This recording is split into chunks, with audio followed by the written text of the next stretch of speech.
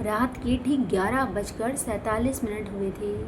एक पुराना मोबाइल अचानक से अपने आप बज उठा।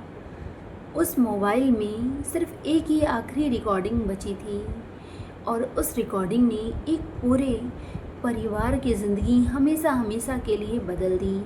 आखिर आखिरी 15 सेकंड में जो आवाज़ सुनाई दी, उसे सुनकर किसी की आंखें सूखी नहीं। उत्तर प्रदेश के एक छोटे से कस्बे में सीमा अपने पति और 18 वर्षीय बेटे आर्यन के साथ रह रही थी। उसका पति राजेश 5 साल पहले एक सड़क दुर्घटना में गुजर गया था। घर के कमरे को सीमा ने कभी नहीं खोला था। वह कमरा राजेश के पुरानी चीज़ों से भरा था।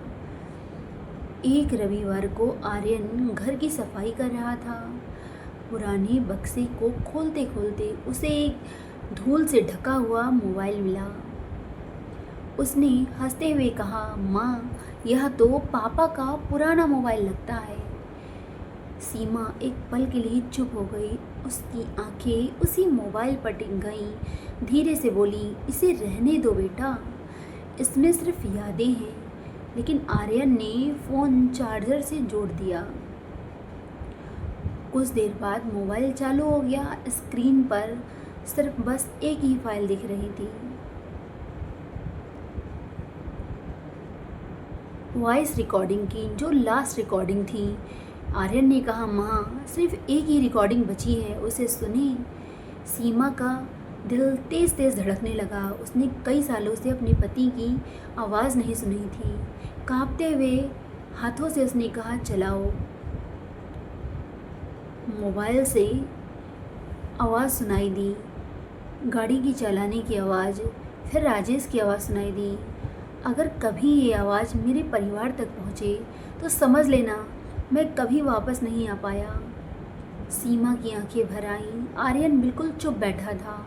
कुछ समय बाद राजेश की आवाज़ फिर से आई, सीमा, अगर तुम यह सुन रही हो तो पहले मेरी एक बात को ध्यान से सुनना। इतने में रिकॉर्डिंग से अचानक से किसी और की आवाज़ सुनाई दी। राजेश घबरा कर बोला, तुम यहाँ कैसे?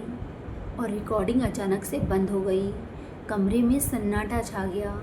आर्यन ने कांपती हुई आवाज़ में कहा, माँ, पापा के साथ उस रात कोई और भी था, लेकिन पुलिस ने तो कहा था कि वह अकेले थे। सीमा के हाथ से मोबाइल नीचे गिर गया।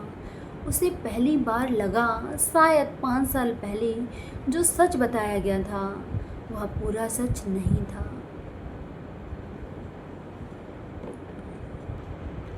कमरे में कुछ मिनट तक कोई कुछ नहीं बोला।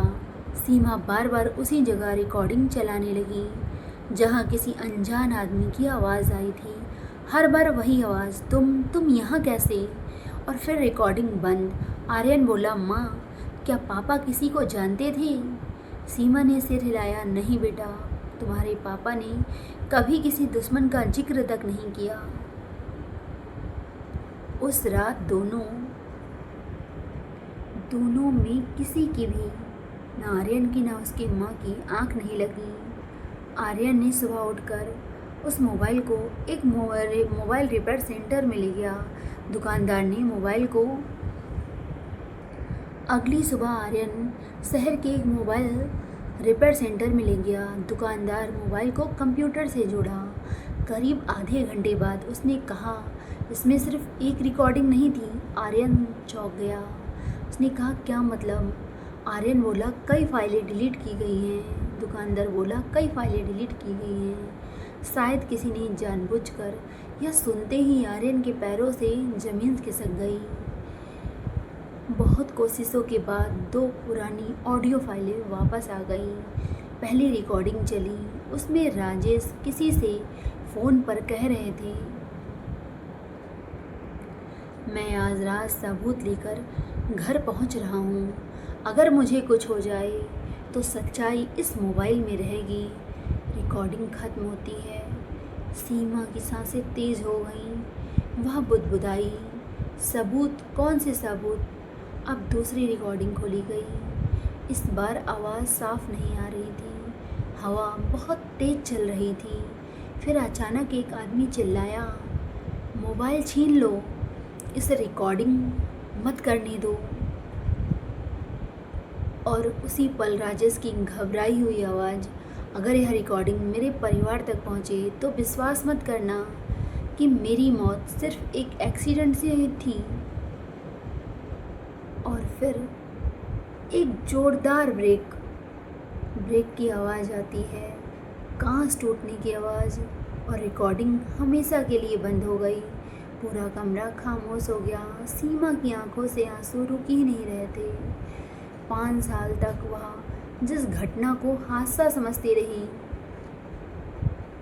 शायद वह हादसा था ही नहीं। आर्यन ने पहली बार अपनी माँ का हाथ पकड़कर कहा, माँ, मैं पापा के साथ क्या हुआ था यह पता लगा कर रहूँगा। सीमा ने धीरे से कहा, बेटा, अगर यह सच है तो 5 साल पहले किसी ने हमसे बहुत बड़ा झूठ बोला था। उसी समय मोबाइल की स्क्रीन अपने आप जल उठी। उस एक अनजान नंबर से सिर्फ एक मैसेज आया, सच्चाई अगर जाननी है तो आज रात ठीक 10 बजे पुराने पुल पर आ जाना। अकेले आर्यन और सीमा एक दूसरे का चेहरा देखने लगे। दोनों के मन में सिर्फ एक सवाल था, आखिर 5 साल बाद यह मैसेज किसने भेजा होगा। रात के ठीक 9:30 बजे आर्यन उसकी माँ सीमा पुराने पुल के पास पहुँच गए। चारों तरफ सन्नाटा था, दूर दूर तक कोई दिखाई नहीं दे रहा था। अचानक अंधेरे से लगभग 60 साल का बुजुर्ग बाहर आया। उसके हाथ में एक पुराना बैग था। वह धीरे से बोला, डरो मत, मैंने ही तुम्हें मैसेज भेजा था। आर्यन गुस्से में बोला, आप कौन हैं और मेरे पापा को कैसे जानते हैं। बुजुर्ग की आंखें भर आईं। मैं तुम्हारे पिता राजेश का दोस्त हूँ। 5 साल से मैं इस दिन का इंतज़ार कर रहा था। सीमा हैरान रह गई। अगर आप दोस्त थे तो इतने साल आप कहाँ थे। बुजुर्ग ने कांपते हाथों से बैग खोला। उसमें कुछ पुराने कागज़, एक पेन ड्राइव और एक डायरी थी।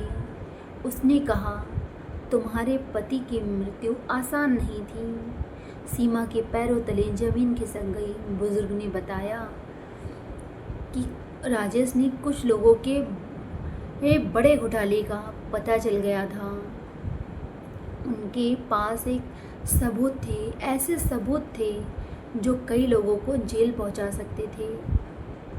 जिस रात राजेश की मौत हुई वो वही सबूत लेकर लौट रहे थे। उन्हें रास्ते में रोका गया। उन्होंने मोबाइल की रिकॉर्डिंग लेकिन चालू कर दी ताकि सच कहीं ना कहीं बच जाए। लेकिन हमला करने वालों ने मोबाइल छीन लिया और ज़्यादातर रिकॉर्डिंग मिटा दिया। उन्हें लगा कि सबूत खत्म हो गए, लेकिन उन्हें नहीं पता था कि डायरी और पेन ड्राइव पहले से ही इस बैग में रखी हुई थी। बुजुर्ग ने कहा, राजेश ने मुझसे कहा था, अगर मैं बच गया तो खुद आऊँगा, अगर नहीं तो सही समय आने पर यह बैग मेरे परिवार को दे देना। सीमा फूट फूट कर रोने लगी। आर्यन ने कांपते हुए हाथों से अपने पिता की डायरी खोली। पहले पन्ने पर लिखा था, अगर तुम यह पढ़ रहे हो तो इसका मतलब मैं तुम्हारे साथ नहीं हूँ। लेकिन बेटा, कभी नफ़रत में अपनी ज़िंदगी मत बर्बाद करना। सच के लिए लड़ना, बदले के लिए नहीं। तुम्हारी माँ ही मेरी सबसे बड़ी ताकत थी, उसका हमेशा ख्याल रखना। यह पढ़ते ही आर्यन की आंखों से आंसू बह निकले। उसने अपनी माँ का हाथ पकड़ लिया। उस रात पहली बार उन्हें अपने पिता की आखिरी इच्छा समझ आई। कुछ महीनों बाद वे सबूत लेकर अधिकारियों तक पहुँचे। जांच दोबारा शुरू हुई। जिन लोगों ने सच छुपाया था वे कानून के सामने आ गए। लेकिन सीमा ने अपने बेटे की एक बात कही, बेटा, हमें खुशी किसी की सज़ा से नहीं मिली, हमें खुशी इस बात की है कि तुम्हारे पापा का सच दुनिया के सामने आ गया। तो दोस्तों, कई बार सच देर से सामने आता है, लेकिन जब आता है तो झूठ की सबसे मजबूत दीवार भी गिर जाती है। या याद रखिए, किसी इंसान की आखिरी आवाज़ सिर्फ एक रिकॉर्डिंग नहीं होती, वह उसके जीवन का सबसे सच्चा संदेश भी हो सकती है। अगर यह स्टोरी आपको अच्छी लगी हो तो कमेंट में लिखिए, सच कभी नहीं हारता। आप सभी को राधे राधे। धन्यवाद। फिर मिलेंगे नेक्स्ट वीडियो में।